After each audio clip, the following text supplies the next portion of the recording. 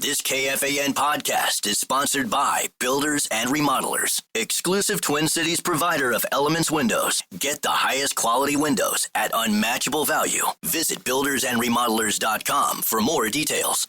651 Carpets Plus Studios. It's Nordo in for PA, although the host will be joining us from Los Angeles around 10 a.m. this morning as the Minnesota Vikings at SoFi against the Chargers. Thursday night football. Tons of coverage on the purple throughout the show today. I will eventually get to the TimberTech set list. But also on the line, Floyd or Rosedale. Saturday afternoon at Kinnick in Iowa City. The 5-2 Gophers, PJ's team, fresh off that hot win over Mr. Raiola and the Huskers, are in Iowa to take on, well, the last time they were there, there was a victory. Yeah. So we're 1-0 in our last. They're still selling T-shirts down there over that game. Absolutely. 12-10. It's commemorated. There's no doubt about it. But Floyd, the Pigs on the line in Iowa City this Saturday. So I'm kicking off 9 to noon, given that Mike Grimm, voice of Gophers Hoops, voice of Gophers Football, the ability to have him in studio, I always appreciate it. At Mike Grimm and the number 3 via X to follow him. And he joins me now. How are you, man? I'm doing great. I like the Vikings to win tonight. Just to give my 2 cents worth in on that. I know people want to hear about the Vikings, and we'll talk Gophers, but I just think it's setting up for a Vikings win. That's it. That's all I got. Simply enough. Yeah. Well, if they follow their routes thus far, it has been W, L, W, L, W, L, and that's the mark of speaking the obvious here, a 500 team, a team that we've talked about throughout the week that maybe lacks identity right now, potentially could find an identity tonight at SoFi against Justin Herbert's Chargers. And, I don't know where my head's at on this game right now, Mr. Grimm. I was one of the, look, I don't consider myself, my opinions don't mean anything. And oftentimes they differ from others. I actually left the game more encouraged last week than most because they move the ball pretty well. Yeah. And I think that the red zone issues with the talent that they have, that's not a weekly thing. When's the last time they've really done that where they've gone 1 for 5? And frankly, they scored twice.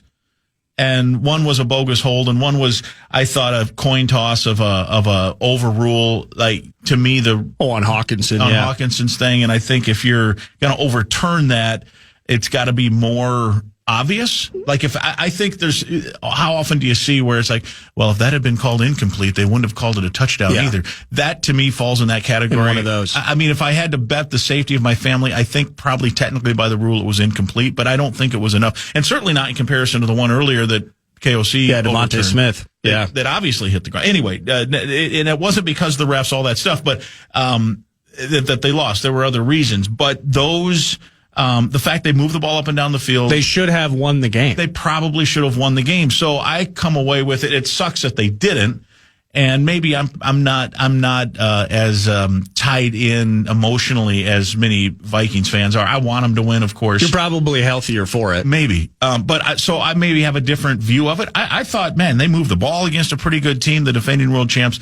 And this red zone issue thing, look, if it happens again tonight, then you might have an issue. Yeah. But They technically, I thought, should, and Justin Jefferson, he still thinks he dropped that. That was a pretty good defensive play by a former Hawkeye on that play. But if those 3 things happen, they win that game going away. Yeah. And, obviously there's a pick 6. So anyway, I don't think they're as bad as everyone thought after that game. And I don't even think Carson Wentz was as bad as everybody thought.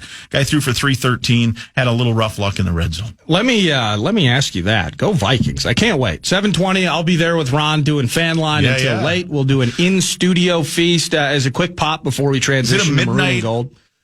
Through midnight? I mean, are you going to be like going to bed at 2 a.m. this morning by the time you wind down? Fan line will end around somewhere between midnight and 12:30. Oh my goodness! I'll get home and I'll be hopefully amped up because the team won. Yeah. And yes, I won't go to bed till around 2 a.m. It takes a little bit. I've found it takes a little bit to wind down. It does. Yeah, like last Friday after that game with the Gophers, you drive home. First of all, we have a great view of 4th Street. So Guardsy and DT and the rest of the gang, we're looking down and all we see is taillights. It's like, we might as well sit here and socialize for a while. Just hang out. And then once it clears out, off we go. And then, I just kind of sat on the couch staring at the sky for a minute just to wind down. Well, it takes a minute. I am emotionally invested in this team, in the Vikings. And so it takes me a lot, if it's a W or an L. No doubt. To finally sit down and then wake up at 6, turn this thing around, a little Friday afternoon cat nap, and we're back in the game. It's all good. Ready to roll. Naps are so underrated. They are underrated. Yeah. Absolutely. Hopefully overrated are the 5-2 Iowa Hawkeyes. How do you view this season? They nip Penn State at the wire. Penn State's in a free fall. Wisconsin's a disaster. Close L at home to Indiana. They win a shootout with Rutgers. Just kind of, I guess in some ways 10,000-foot view of Iowa City in terms of that 5-2 record. Yeah. That what are we up against this weekend? It's a great question because the schedule hasn't been particularly tough. Although when you look at it, Iowa State at the time was ranked. Obviously, Indiana's doing what it's doing. Those are their 2 losses, so they're understandable. And the rest of the teams, their 5 wins, and this has been floating around on Twitter, so I'm not taking credit for it. The 5 wins, none of those 5 teams in whatever conference they're in, 3 of them are in the Big Ten and 2 of them are in some other whatever league UMass and Albany are in. None of those teams have a conference win. Ooh. In their respective conferences. They're like a combined 0-18. Now, what does that say? I don't know, because they're frauds. We should try to factor in Minnesota, because they have Purdue and Rutgers as part of their 3 wins as well. Yeah, good point. And they are 0 in the league. Now, they did beat Nebraska, who has a couple of wins. So, it isn't, and in the non-conference, I can't think that I've been tracking the Northwestern State team, but I can't believe that. Were they the Demons or the Deacons? I can't even remember. I think they were the Demons. They were exercised in a big way. I'd be shocked if they could have a conference win. But anyway, the point being, I watched Iowa early in the year. They played that Friday night game when no other game was on, or no other Big Ten game was on, against Rutgers. And I thought, man, this Iowa defense doesn't look as good as that typical Iowa defense. But they have been pretty good, pretty stingy since. They did really shut down that Indiana team. Penn State needed a blocked field goal last week at the end of the first half. That was a weird play. Iowa tried a 66-yard field goal at the buzzer, and it got blocked in return for a touchdown by Penn State. So that was one of their touchdowns. So I think it's a pretty salty defense now. I think as they usually do, they're going to field a team that's pretty good. Defensively, they had a linebacker that had been out. He's now apparently going to play this weekend. But they're a little different team offensively. For a long time, that group had been a drop-back passing type team. Yeah. They still are. Mark Gronowski, the South Dakota State transfer, is a drop-back passer, but he is athletic enough, even with this kind of knee injury that he's kind of playing through. He's been a runner last week, over 100 yards rushing, including like a 67-yard run that got him down inside the 5-yard line and set up a touchdown, and then a scramble late, a design scramble late that sealed the game, got him a first down. So it's a little different. The Gophers are going to have to figure out a way to tackle the quarterback, because if you remember, we know they had the 9 sacks last week. Nordo, the week before, they could have had another 5 or 6. They're getting good pass rush. Yeah. But the Purdue quarterback, Ryan Brown, was pretty sneaky, athletic, big kid, a little like Gronowski, and the Gophers could not hem him in. So Minnesota's going to have to be better. This kid, Gronowski, moves a little better. And then he kind of made an interesting comment, knowing that Nebraska is still on Iowa's schedule. He was asked this week by reporters in Iowa City, Gronowski now I'm talking, what do you make of Minnesota with the 9 sacks last week, and how worried are you? And he said, and I'm paraphrasing, well, the Nebraska quarterback held onto the ball for so long. He said that. Yes.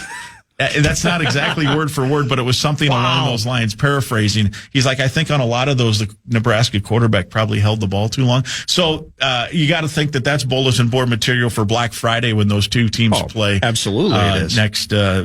Next month. But right here, right now, So Iowa's a little different, and then Minnesota's a little different. They've got a quarterback that they really like. They've been throwing a little more. Some of that's because they haven't gotten the run game going until last week, in which they buried Nebraska. They were pretty efficient both ways. So I don't know if this is going to be the typical old-fashioned rock fight between Minnesota and Iowa. It might be, and I'm sure both teams are going to try to establish the run. Iowa's averaging 190 yards on the ground, so they're going to run the football. Well, they got this because Caleb Johnson obviously went to the NFL, right? and tough start for him in Yeah, Pittsburgh. he's had a little rough start. Well, did you see Yeah. that special teams play where the kickoff ball lands in the landing zone? Yeah. And in all fairness, half of us NFL fans The rules on a are year-to-year so basis are vague, trying yeah. to figure out the new dynamic kickoff. Ooh, look at how dynamic it is. And he let the thing go into the end zone it's a live ball.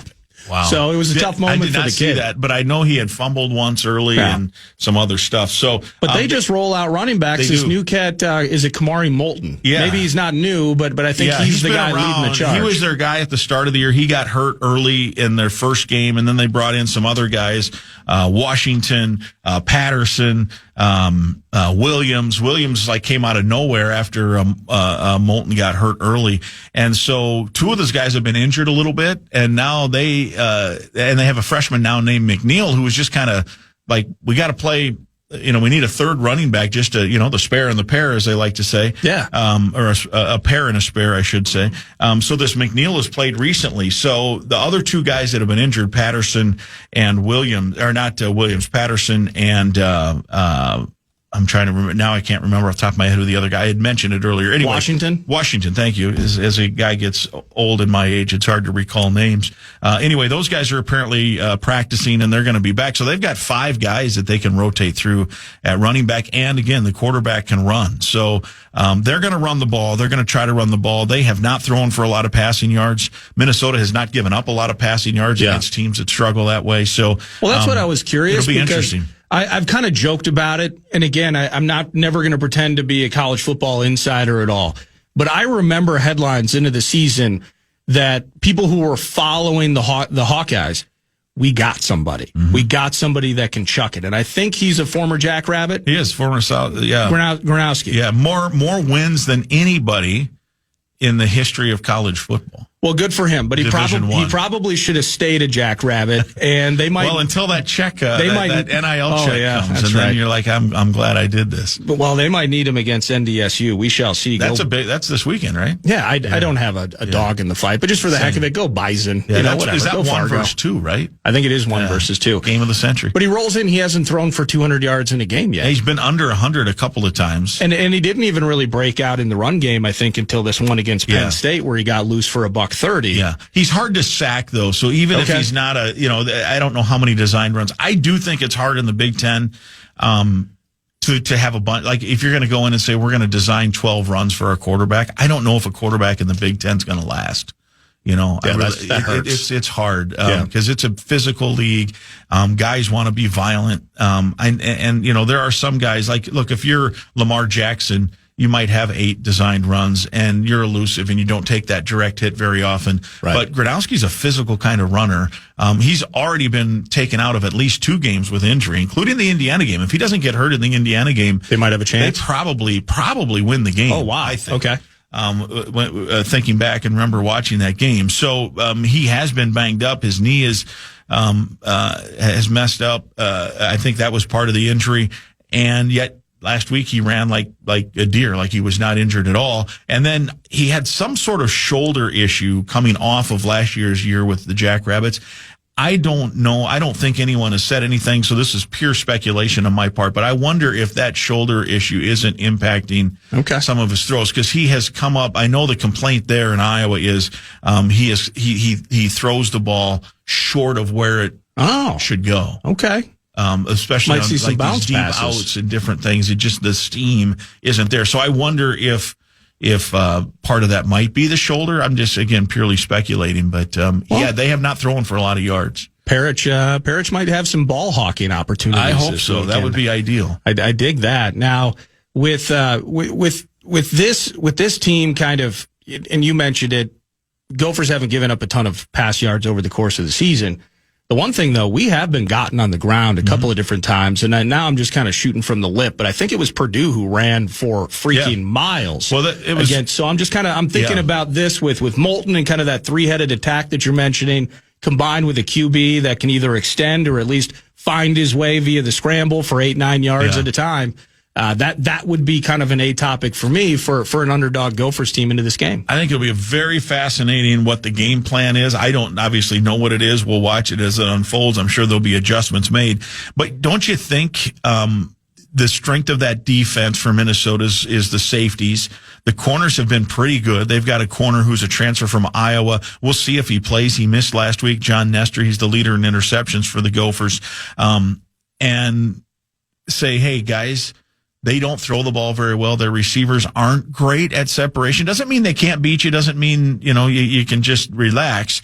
But we're going to let you cover, and then we're going to put 7-8 guys in the box and try to control that run game. And I'm sure if that's the strategy, that's what most teams have tried. And Iowa's won 5 of their 7 games, so they've figured out ways to still win. And they do, because their defense is good, their punt game's good, their special team's good, their return game is remarkably good. I mean, that, we thought that Cooper DeJean was a great return man. This guy, I think, is better. Caden Weegan is his name.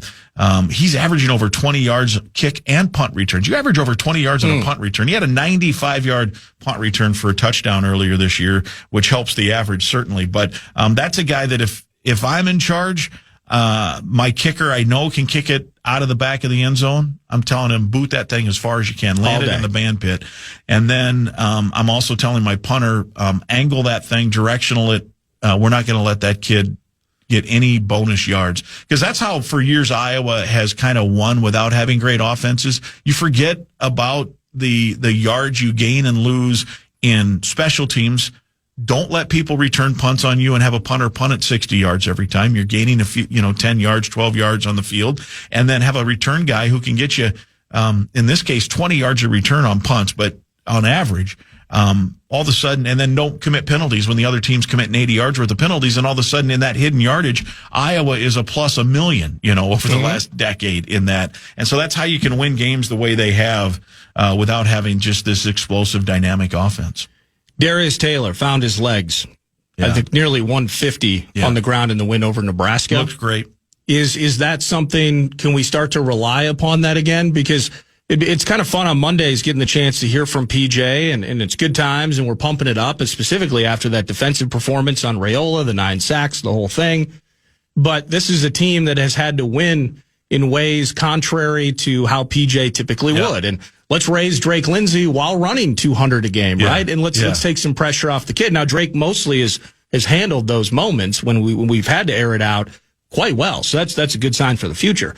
But specifically with Darius, pumped up for him, high-end talent, but just hasn't found it. And as a team, he's working from that soft tissue injury earlier in the year, and it's Ija Boy, I think. But you're getting out of there with 44 yards rushing, 30 yards rushing. That is the antithesis of flex offense. But to see that the other night felt good. Can we start to say, I think we got this. I think we maybe figured that out. It's good momentum to work from. I hope so, because they hadn't been very effective in any game other than the Buffalo game. It was really hard to know on the Northwestern State game. That's the game he injured the hamstring. He had, I think, like 3 carries and 20 yards in that game, and he was headed for a touchdown when the hamstring, I don't know whether it tore or whatever, strained or whatever it was, popped or whatever. Anyway, the injury happened in that game, and they really it just had not been a great running attack, and it was really startling against Purdue. I mean, the Gophers were really, that's a good win given how statistically they got outplayed in that game, and it's why every Saturday is, I know the gambling's in the news now. Massive story. I don't know how people can make a living betting college sports, because every Saturday's so different, right? And maybe there aren't many people that make a living, and that's, as the old saying goes, why they build those big buildings out in Vegas or wherever they might be now. But even within the Big Ten, think about 2 weeks ago, Minnesota couldn't run the ball, gave up a bunch of pass and running yards against Purdue, and Purdue's been putting up good offensive numbers all year, and then I think they got shut out, right? By Northwestern. Yeah, I can find it. They if not, they didn't score maybe one touchdown, but their offense looked awful against Northwestern, and Northwestern isn't thought to be some juggernaut, although all of a sudden they're sitting 19 now. rip. Yeah, 19 rip. So it's just weird.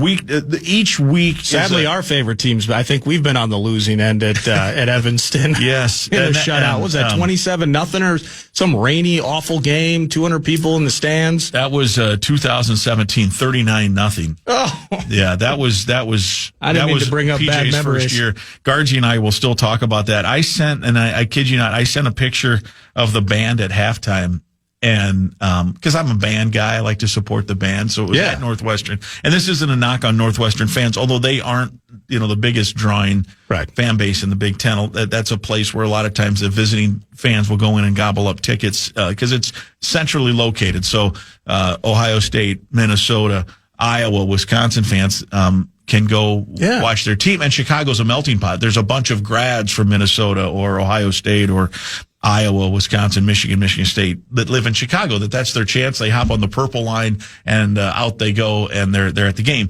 Anyway, I saw and I really did not. The intention was not to show how few people. It really wasn't how few people were in the stands.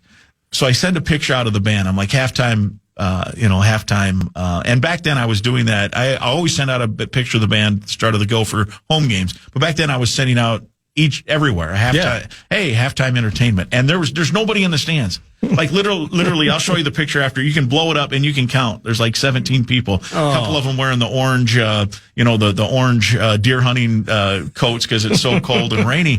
And then I had a couple people like, that had to be like the band practice this morning at 6 a.m. There's zero chance that's live. So they're accusing me of like trying to stir the pot. So I take a picture of the third quarter kickoff about 3 minutes later. Yeah. And you can see the teams out there lining up for the kickoff and tweet that out. I said, here, take that.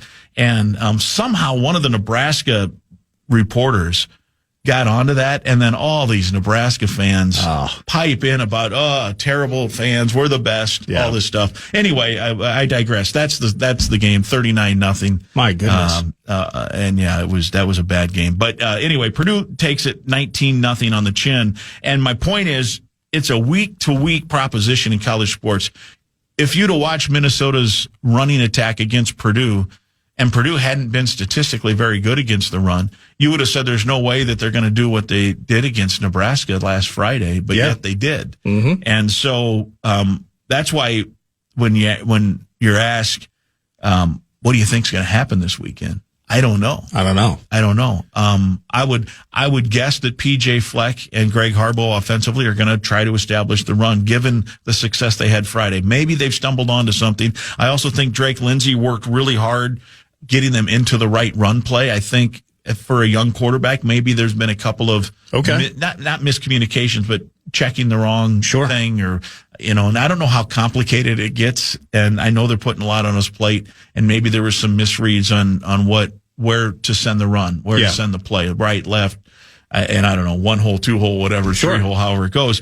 So I think that was probably a little better this week. And I do think another week of recovery for Taylor. He had the pop in his step, and when he's 100%, man, he's really good. So I think they're going to knock on the door on that and see, can we establish some run? And if they can, they're going to go with that. If they can't, they have fairly quickly, so far this season, abandoned the run. They did it against Rutgers, they did it against Purdue, and they just said, all right, we're gonna get into this quick passing game. And sometimes it is a 4-yard pass, but it serves as a handoff. It serves to move the sticks. And so they've got certainly that bullet in the holster if they have to try that. But I would guess they're gonna, kick the tires on the run game to start and see where it takes them. So, we've talked a lot about NIL and just kind of state of the Big Ten, just kind of some global views of the conference, and, eliminating the divisions, never going to get the chance to win the West again, and where everyone's staring up at Ohio State, Oregon, and Michigan. So one way that you keep people engaged is you win your rivalry games. Yeah. And I think since PJ started 7-1, I was checking that while you were finishing your last answer. I think he's 7-1 against Nebraska. Love that. How about the Axe game? He's won 3 of 4 against Wisconsin now. And frankly, it should be 4 or 5 based on what I've been seeing from Scottyville thus far in 2025. Yeah. But no game is guaranteed. And the 2020 game, the COVID game, the Gophers should have won that game. Yeah. Yeah. They let it slip away. So with that said, this is the one on the list. I feel like there's a fervor around Gophers fans. Yep. You're 1-7 against, and I think they're 1-9 in their last 10 against Iowa. And overall, I think Ferentz is like 19-6 or 19-7 overall. It is weird how you have the number like PJ. I think against Purdue is also like 7-1, and Purdue, remember, was pretty good with Jeff Brom in there. Yeah, absolutely. They got in the league the same year, and there's always were some comparisons. So there's got to be fervor around this game. There is. We need to have the pig more often. We do, really, to make it a good rivalry. And Wisconsin people, that for a while, that was just. Remember when the Gophers won it in 2018? That was the first time Minnesota had won it in 15 years. And we paraded that thing around the state like it was the Lombardi Trophy, right? And it was at the state fair, and it was at every little gathering, and the Gophers would take it out on their fundraising trips. And the Scotty fans would say, geez, act like you've been there before. And I would say it's been 15 years when you don't have something and you really want it and you just don't, and you finally get it, you're going to celebrate it. And I think the Wisconsin fans understand it a little more now that they haven't won it each year. Like, it stings when you don't have it. Minnesota's pretty lucky. They've got, 3 of the great rivalry trophies in all of football. Right? You've got the axe, you've got the pig, and you've got the jug. The jug is literally the oldest sports trophy in America. Right, 1903. We could use that more often. We could use that. We don't play them that much, but and that as you mentioned, when you're in this Big Ten and the way it stacks up with everything, that's a harder game to win than I would consider in terms of level of competition class. Yeah. The class 1A, 2A, 3A, 4A. If you want to do it like high schools, I think Minnesota to be in the same class as Wisconsin, Iowa, Nebraska. So you want to win those rivalry games for sure. And occasionally you can, weight up and punch above your weight, as they say. And you hope to win that jug sometimes. I think 2014 was the last time, but they've only played, they only play once every 3 years now, the way the thing's set up. Anyway. Yes, in fact, I looked this up in researching the game a little, getting rolling on the boards last night. At Kinnick Stadium, Minnesota's 3-19 in their last 22. So it's hard. I mean, that Iowa program has been pretty steady. Yeah. There's been some dips for Minnesota in that stretch. And you think 3-19 in their last 22, so that's 22 games. That's not 22 years. No, it's 4 decades. You play every other year, 22 at Kinnick. That goes back to the 80s, right? Yep. Mid 80s. So Iowa's had some good run in there. Minnesota's had a few dips. And then when the teams have been relatively even, Minnesota has not had as much luck either. So it's time. We said last time it was time, and they got it down there. Then what'd you say? It's like a 7-point spread. Is that what you said? Well, I think it's at 8. 8. Okay. Yeah. So you're an underdog. You got nothing to lose. Let's go down there and bring that Floyd of Rosedale back. It's a great trophy. There we go. It's a great trophy, and it does add to the game.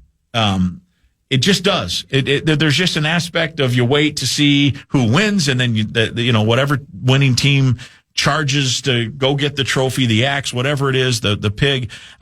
There is just something about a rivalry game that includes a trophy. And especially the older ones, right? Now they've come up with some, the Governor's Victory Bell with Penn State. Yeah. I remember when the Gophers beat Penn State in 2019. It wasn't until like 2 days later that somebody said, "You never mentioned the Victory Bell in the call." And I'm like, I forgot the thing even existed. Sorry. That just isn't in the top of your mind. I think Iowa and Wisconsin, you guys were too busy storming the field. Yeah, well, exactly. Darryl was lighting up a victory cigar in the radio booth. Literally, he was. And I don't blame him. But Iowa, Wisconsin created I'm going to say 15 years ago, maybe, in their rivalry. That's a good rivalry. That's a border battle as well. Sure. The Heartland Trophy, and it's a cow. Okay. And from Wisconsin, I'm sure they think it's a dairy cow, and from Iowa, they probably think it's a beef cow or what have you. I prefer beef myself. But it isn't. There just isn't. And maybe it's because I'm not part of that on either side. But it seems to me that it almost seems gimmicky because it was created recently, right? Oh yeah. Just as a where these things like the jug is 1903. I don't remember how far back. I think 1936 for the Floyd. The first Floyd was a real pig live. The two governors bet a real pig on the game. And so I think it's like the mid 30s when that started. And then they said, well, we can't do a live pig every year. So let's bronze a pig. It's 98 pounds, and here we are playing for it every year. Well, I'm scrambling to find when the pig first started. Yeah, I think it's the mid 30s, and it was a real pig from Rosedale Farms down in like Fort Dodge, Iowa, and the winning governor got to, I don't know what he did. I guess he would butcher the pig. Well, I'm scrambling via Wikipedia. President, so FDR's former son-in-law, Curtis Dahl, who who attended the 1935 game as a guest of the Governors, et cetera, et cetera. Well, the rivalry was so heated, it had gotten to be heated, and I think they sent somebody from the White House to say, hey, we got to be calmer here. And as a peace offering, the governors of both states decided, I mean, I think this is the history behind it, decided let's distract people from being mad at each other,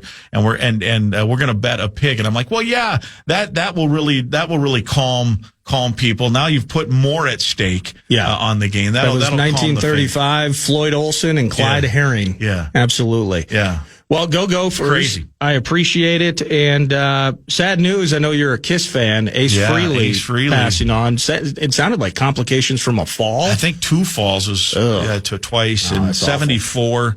What a life. I mean, when you think about, and it's like kind of like that commercial, whatever the Workforce or Workday or whatever, where it's like, you're a rock star. No, you're a rock star. Well, these guys are real life rock stars. Ace Frehley was a real life rock star. When they reunited in the mid '90s, and it's the same concert. Kiss has put on the same concert for 40 years. Paul Stanley talks about it. He's like, if we don't put that concert on, people get mad. They don't want to hear new Kiss songs. They want to hear the Kiss songs and they want to see Gene split blood, and they want to see him, throw a fireball, and they want to see him. They want to see Paul fly out into the crowd and sing Love Gun, and they want to see Ace Frehley shoot out of the end of his guitar fake bullets that then they're firecrackers across the way that make it look like his guitar shooting. And that's my memory of Ace Frehley, is in those when they reunited, and they had the sound effects with firecrackers, and it looked like he was shooting bullets out of his guitar. Oh, hey, thanks for hanging out in the studio with me. Good to see you. Let's get a pig this weekend. Let's get the pig. That's Mike Grimm, voice of Gophers football. Again, 2:30 p.m.-ish kickoff on Saturday at Kinnick. You'll get to hear it here on the Fan. Pre-game kicking off around noon or 12:30, right here on your home for Gophers Athletics, the Fan. And that starts the Timber Tech set list. A busy one indeed. Not just looking forward to the Gophers on Saturday, but before we ever get there, let's look ahead to tonight. It's a game day for the Minnesota Vikings. Underdogs themselves at SoFi Stadium against the Chargers this evening. TimberTech.com brings you the set list, and it'll bring you the host of 9 to noon PA at 10 a.m. from Los Angeles. Ben Lieber around 10:30. Then at 11 a.m., mix of fantasy and reality with Paul Charchian. At 11:25, Alec Lewis is going to join as well. In the meantime, whether it's insane news coming out of the NBA and the FBI with gambling allegations, we got some Vikes bites around the corner. Are we going to have our 2 starting tackles tonight? Wild last night, Wolves in the opener last night. Some busy fodder throughout the remainder of the first hour with Brett Blakemore here producing. I'm Nordo. And let's do a cash giveaway and get caught up on the clock. The Fan and 2 men in a junk truck want to give you a shot to win bonus bucks for the National Cash Contest. Head to KFAN.com. The keyword is Bills this hour. Keyword Bills. KFAN.com. Keyword Bills. Vikes bites. Lost 4-1 last night in their road trip finale at the New Jersey Devils. They're coming home for 6. Meanwhile, the Howl won their opener last night. Tough night, by the way, for Chauncey Billups, or at least in the last, I'd say, 16, 18 hours, however long. I wonder if he knew the FBI was going to be at his doorstep this morning as he was taken into custody along with Miami Heat player Terry Rozier. They were arrested yesterday as part of a pair of investigations. This is per ESPN related to illegal gambling. And so Rozier was arrested, let me see here, this morning at a hotel in Orlando. And then Billups, he was arrested in Oregon. As part of a separate but related illegal gambling case linked to an illegal poker operation tied to the mafia. My goodness. Let me see. Former Cleveland Cavs player and assistant coach Damon Jones was arrested as part of providing inside information about NBA games to co-defendants. And you found some audio. Kash Patel, of course, director of the FBI, spoke to the media, I think, around 40 minutes ago. And I think you found like a 90-second clip of him just kind of summing up exactly what's going on, where this is a massive, massive story connecting the mafia and sports gambling. Let's hear from Kash.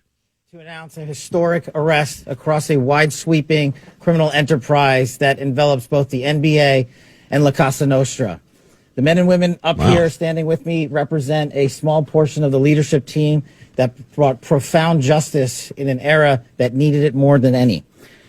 I'll just highlight some of the details in the case and the FBI work, and then you'll hear from the others. But as you now know, individuals such as Chauncey Billups, Damon Jones, and Terry Rozier were taken into custody today. Former, current NBA players and coaches. What you don't know is that this is an illegal gambling operation and sports rigging operation that spanned the course of years. The FBI led a coordinated takedown across 11 states to arrest over 30 individuals today responsible for this case, which is very much ongoing.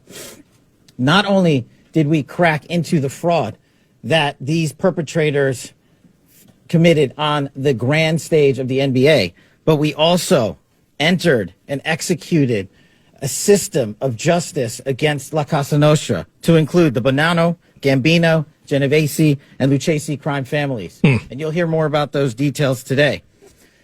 The charges and the arrests that were taken down across this country range from wire fraud, money laundering, extortion, robbery, illegal gambling. This FBI will leave no room for any perpetrator of crime across this country. You hear a lot about our work of defending the homeland and crushing violent crime. Well, this work is also representative of a colossal portion of the FBI's mandate to keep America safe and to keep our entertainment industry fair and secure. All right, we're good on that, Brett. 30 individuals, 11 states, multiple years, and we've heard a few again. Chauncey Billups, Damon Jones, Terry Rozier are the three names that we've heard. Many more to come out. Connection to the mob, Brett. How about that? I've always, just in casual conversation, I mean, there's an allure, whether you watch The Godfather or Goodfellas. There's kind of an, Sopranos and the HOF TV show that is. There's kind of an allure as an outsider, like that mob life and the way it's portrayed in media. However, I mean, I'm just a dumbass kid from Mankato, Minnesota. I don't know about the mafia, but you read stories, you watch documentaries and all those things. But I've always kind of wondered, through the technological age, how has the mafia evolved? And nowadays, I'm just kind of picturing like they got bot farms running like cell phone scams and internet bits. Like they've been finding different ways to take advantage of it. And thinking when it comes to like sports betting and sports gambling, throwing games and things like that, point shaving. I forget who the Arizona State player was back in the day. That was a huge story. But just kind of the idea, at some point, as athletes begun to make so much money, there's so much money in professional sports. And in talking about the NIL era, there's some money in college sports too. You're thinking of like Jonte Porter. You heard it, he's running his own props and maybe he makes $100,000 off of that and sacrifices his entire NBA career. This is just insanity. Where Chauncey Billups, I can only assume, it's not like I'm looking at his bank account here, tens of millions of dollars over the course of his career. He's the head coach of a freaking NBA team. Now, it's not, people can be leaned on. And if there are gambling debts or there's leverage that is imposed and things over the course of time, these individuals, when they want to make that cash, they can be pretty relentless. I get it.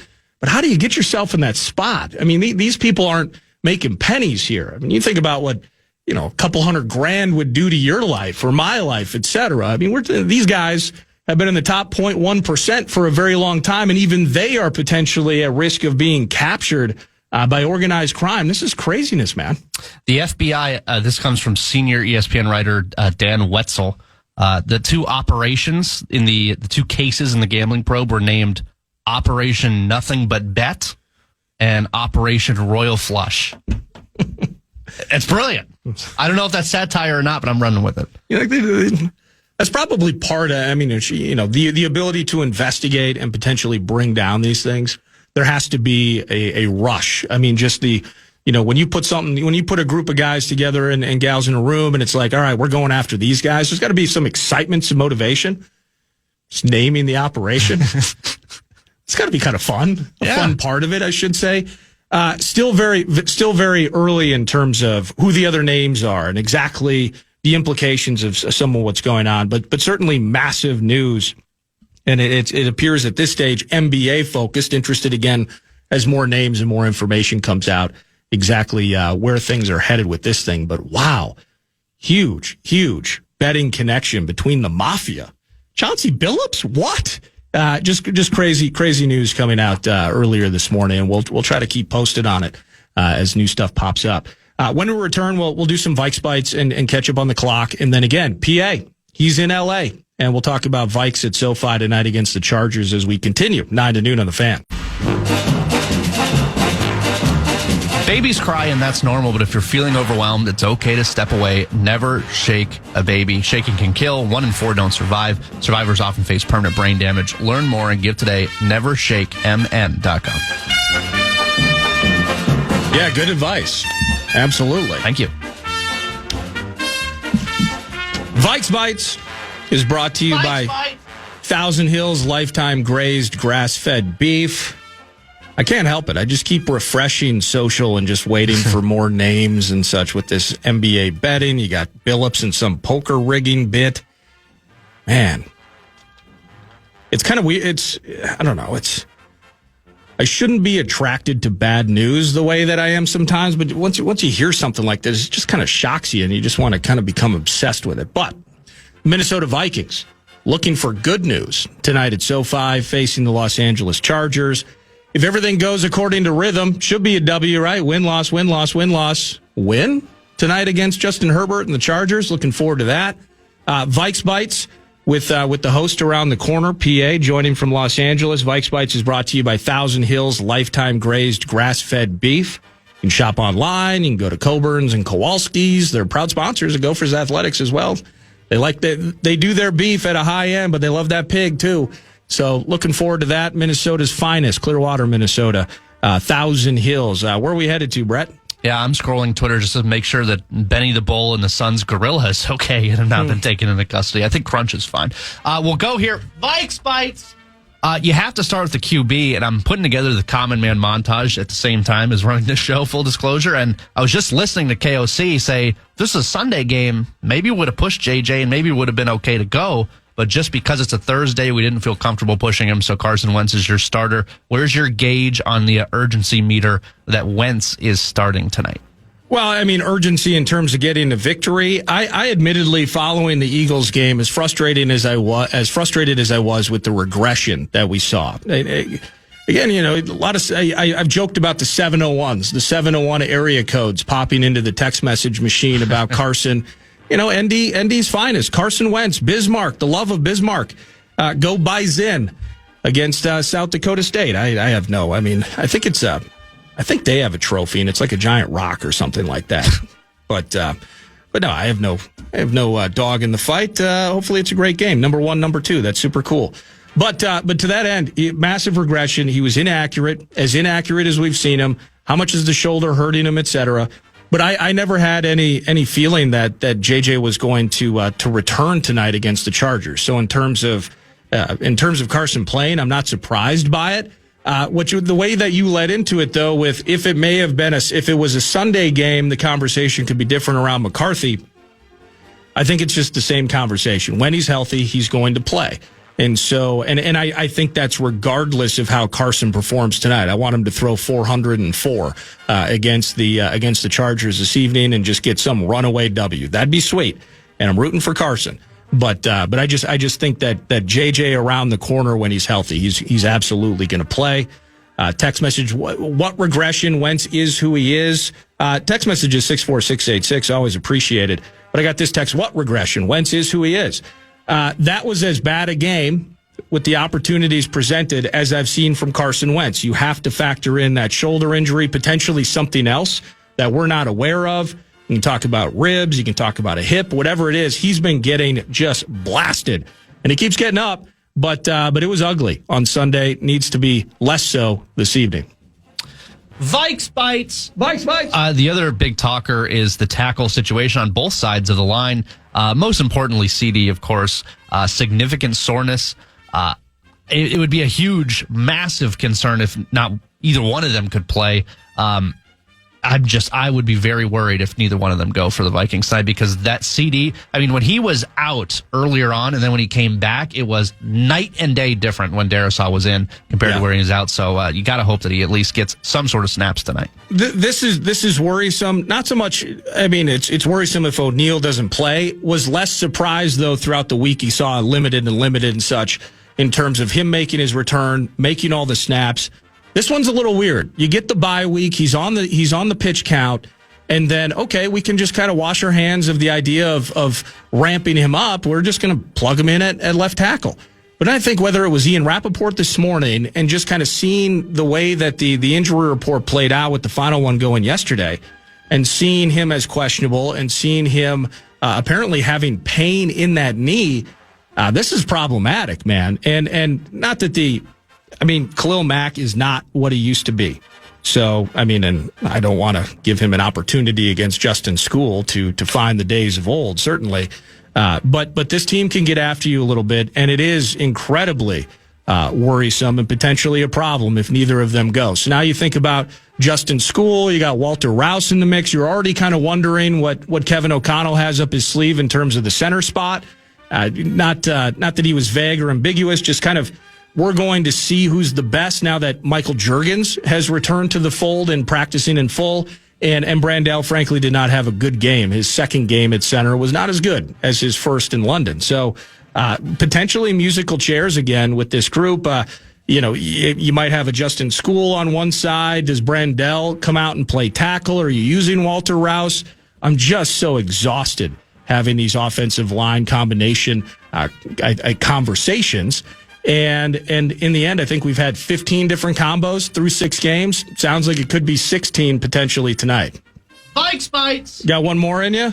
I do. As I roll back to the mic, what do you think of the Chargers? Where's your meter on them? Because they started off red hot. They spanked the Chiefs in week 1. They looked very good. They're 3-0. They've lost 3 of their last 4, including to the Giants, to the Commanders, to the Colts. Not very good losses. And the only team they beat in the last 4 was the Dolphins, who are just a dumpster fire. But Herbert is very good, and Harbaugh is, for the most part, a good coach. Where's your temperature at with the Chargers? Well, my temperature at, and we'll talk more about this right around the corner with the host. But in the end, with Aaron Jones potentially returning to the lineup, if we can establish the run, the Chargers have allowed $140 a game over the last 5, in which they are, I believe, 2-3 in that stretch. And you mentioned they've lost 3 of the last 4. They also cannot run the ball right now. And I'm still trying to figure out exactly, is it Vidal Sassoon? Kamadi Vidal is their starting running back. Hassan Haskins, I don't know if he's out in this game or if he's questionable. But Omarion Hampton, the rookie Tar Heel, and then Najee Harris, both not part of this equation. Najee the whole year, Omarion Hampton at least the next month. So they can't run the ball, which has led Herbert now to, I believe, leading the NFL in passing yards. So this is a very gettable team. But the way that Jalen Hurts got us on Sunday was with deep passes and second chance opportunities where he buys himself a couple extra seconds, and then A.J. Brown and Devontae Smith are open down the field. Similarly tonight, you're worried about Keenan Allen, who always has career games against us. You're worried about Ladd McConkey, a terrific young start to his young career. And then Quentin Johnston. And they might be, that's their big play guy, their deep threat down the field. If they're able to extend it down the field the way that the Eagles were in just a handful of plays against the Purple, we're going to be having some tough texts and talkbacks during fan line tonight. So that can't be the way it was against the Birds. That's Vikes Bites. Thank you, Brett. Brought to you by Thousand Hills. When we return, we'll check in with PA, who's in Los Angeles, get his thoughts on the health situation with the O-line, the QB, and just how we beat the Bolts tonight. Mission beat the Bolts at SoFi. We'll continue this into the second hour. It's Nordo in for PA, but with PA next on The Fan.